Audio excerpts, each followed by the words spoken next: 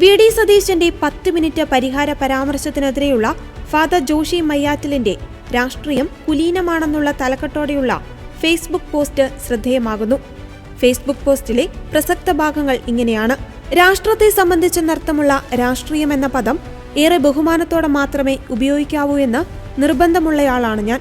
രാഷ്ട്രീയം പവിത്രവും ഭാവനാത്മകവും സർഗാത്മകവും സമന്വയ സ്വഭാവമുള്ളതും സത്യസന്ധവുമാണ്. വിവിധ വിഭാഗങ്ങളുടെ താൽപര്യങ്ങൾ സംരക്ഷിക്കുന്നതിനും സാമൂഹിക നീതി ഉറപ്പാക്കുന്നതിനും പൊതുനന്മ നേടുന്നതിനുമുള്ള ഒരു ജനാധിപത്യ മാർഗമാണ് രാഷ്ട്രീയം. എല്ലാ പൗരന്മാർക്കും അതിൽ ഒരുപോലെ അവകാശവും ഉത്തരവാദിത്വവുമുണ്ട്. എന്നാൽ രാഷ്ട്രീയം എന്ന പേരിൽ ഇന്ന് നാട്ടിൽ നടക്കുന്നത് വെറും പാർട്ടിയമാണെന്നതാണ് വാസ്തവം.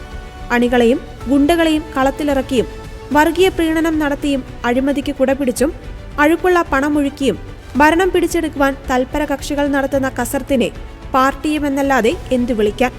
അക്കാരണത്താൽ കള്ളം പറച്ചിലുകളും വ്യാജ വാഗ്ദാനങ്ങളും തമസ്കരണങ്ങളും ദുർവ്യാഖ്യാനങ്ങളും പരസ്പരമുള്ള ചെളിവാരി എറിയലുകളും ഇക്കൂട്ടർക്കിടയിൽ നോർമൽസി തന്നെ. അതിനാൽ ഇന്നലെ ചെറായിൽ നടന്ന ഐക്യദാർഢ്യ സദസ്സിൽ പ്രതിപക്ഷ നേതാവ് നടത്തിയ പ്രസംഗത്തിൽ 10 മിനിറ്റ് പരിഹാരം എന്തെന്നതിന് അദ്ദേഹം നൽകിയ വിശദീകരണം മാത്രമാണ് ശ്രദ്ധാർഹമായി തോന്നിയത്. അദ്ദേഹം പറഞ്ഞത് ഇതാണ്: സംസ്ഥാന ഗവൺമെന്റ് സെക്ഷൻ 97 അനുസരിച്ച് വഖഫ് ബോർഡിനോട് ആവശ്യപ്പെട്ടാൽ മതി. ഇത് വഖഫ് ഭൂമിയല്ല എന്ന നിലപാട് വഖഫ് ബോർഡ് എടുക്കണമെന്ന് ആവശ്യപ്പെട്ടാൽ മതി. ആ ഓർഡർ അടിച്ചെടുക്കുവാനുള്ള നേരമാണ് ഞാൻ പറഞ്ഞ 10 മിനിറ്റ്. ആദ്യമായിട്ടാണ് കുപ്രസിദ്ധമായ 10 മിനിറ്റ് പ്രയോഗത്തെ സംബന്ധിച്ച വിശദീകരണം അദ്ദേഹത്തിൽ നിന്ന് ഞാൻ കേൾക്കുന്നത്. ഇത്രയ്ക്ക് പ്രമാദമായ ഒരു വിഷയത്തിൽ പ്രതിപക്ഷ നേതാവ് എന്ന നിലയിൽ അദ്ദേഹം വെളിപ്പെടുത്തുന്ന സെക്ഷൻ 97 പഠിക്കേണ്ടത് രാഷ്ട്രീയത്തിൽ വിശ്വസിക്കുന്ന എല്ലാവരുടെയും ഉത്തരവാദിത്തമാണെന്ന് ഞാൻ കരുതുന്നു. എന്താണ് സെക്ഷൻ 97?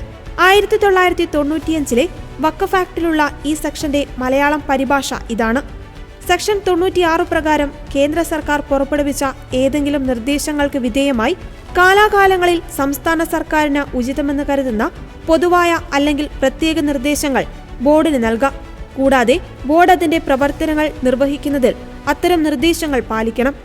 2013 ഭേദഗതിയിൽ മേൽപ്പറഞ്ഞ സെക്ഷനോട് കൂട്ടിച്ചേർത്ത ഭാഗവും കൂടി കാണാം. എന്നാൽ ഏതെങ്കിലും വഖഫ് രേഖയ്ക്കോ വഖഫിന്റെ ഏതെങ്കിലും പ്രയോഗത്തിനോ ആചാരത്തിനോ വിരുദ്ധമായി സംസ്ഥാന സർക്കാർ ഒരു നിർദ്ദേശവും പുറപ്പെടുവിക്കരുത്. അതായത് വഖഫ് രേഖയായി വഖഫ് ബോർഡ് അംഗീകരിച്ചു കഴിഞ്ഞതിൽ വഖഫ് പറഞ്ഞിട്ടുള്ളതിന് വിരുദ്ധമായി ഒരു നിർദ്ദേശവും സർക്കാർ നൽകാൻ പാടില്ല എന്നർത്ഥം. കേരളം സർക്കാർ നിയോഗിച്ച ജുഡീഷ്യൽ കമ്മീഷനെ റദ്ദു ചെയ്തുകൊണ്ട് ജസ്റ്റിസ് ബെച്ചു കുര്യൻ തോമസ് ഉദ്ധരിച്ചത് ഈ ക്ലോസ് ആയിരുന്നുവെന്ന് ഓർക്കുക. സെക്ഷൻ 97 മനസ്സിലാകണമെങ്കിൽ സെക്ഷൻ 96 കൂടി നമ്മൾ ഗ്രഹിക്കണം. അതിന്റെ മലയാള പരിഭാഷ ചുവടെ ചേർക്കുന്നു. 96 ക്ലോസ് 1: വഖഫിന്റെ മതേതര പ്രവർത്തനങ്ങളെ നിയന്ത്രിക്കുന്നതിനായി കേന്ദ്ര ഗവൺമെന്റിന് താഴെ പറയുന്ന അധികാരങ്ങളും പ്രവർത്തനങ്ങളും ഉണ്ടായിരിക്കും. വഖഫിന്റെ മതേതര പ്രവർത്തനങ്ങളുമായി ബന്ധപ്പെട്ട കാര്യങ്ങൾ കൈകാര്യം ചെയ്യുന്നതിന് പൊതുവായ തത്വങ്ങളും നയങ്ങളും നിർണയിക്കുക. കേന്ദ്ര വഖഫ് കൗൺസിലിന്റെയും ബോർഡിന്റെയും മതേതര പ്രവർത്തനങ്ങളുമായി ബന്ധപ്പെട്ട പ്രവർത്തനങ്ങൾ ഏകോപിപ്പിക്കുക. വഖഫിന്റെ മതേതര പ്രവർത്തനങ്ങളുടെ ഭരണം പൊതുവെ അവലോകനം ചെയ്യുക. എന്തെങ്കിലും മെച്ചപ്പെടുത്തലുകൾ ആവശ്യമെങ്കിൽ നിർദ്ദേശിക്കുക.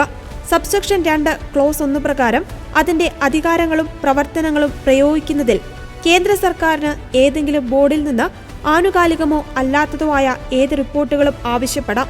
കൂടാതെ കേന്ദ്ര സർക്കാരിന് ഉചിതമെന്ന് തോന്നുന്ന നിർദ്ദേശങ്ങൾ ബോർഡിന് നൽകുകയും ചെയ്യാം.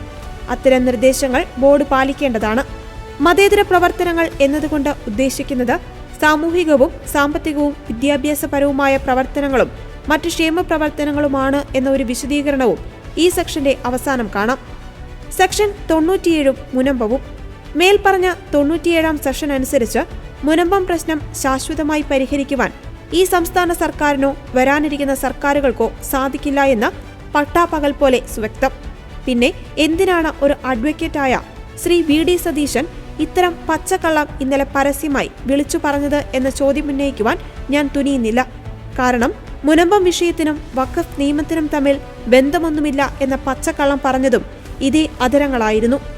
എന്തിനും ഏതിനും കൈയടിക്കുവാനും മുദ്രാവാക്യം വിളിക്കുവാനും കൊടിപിടിക്കാനും തയ്യാറുള്ള സ്വതന്ത്ര ചിന്തയില്ലാത്ത ഏതാനും പാർട്ടി അടിമകളെ കണ്ട് പൊതുജനം വെറും കഴുതയാണ് എന്ന ചിന്തയാണ് പാർട്ടി നേതൃത്വങ്ങൾ വെച്ചു പുലർത്തുന്നതെങ്കിൽ മഹാകഷ്ടമെന്നേ രാഷ്ട്രീയത്തെയും രാഷ്ട്രത്തെയും സ്നേഹിക്കുന്ന ചിന്താശീലരും പഠന തൽപരരുമായ പൗരന്മാർക്ക് പറയാനുള്ളൂ എന്ന വാചകങ്ങളോടെയാണ് ഫാദർ ജോഷി മയ്യാറ്റിൽ ഫേസ്ബുക്ക് പോസ്റ്റ് അവസാനിപ്പിക്കുന്നത്.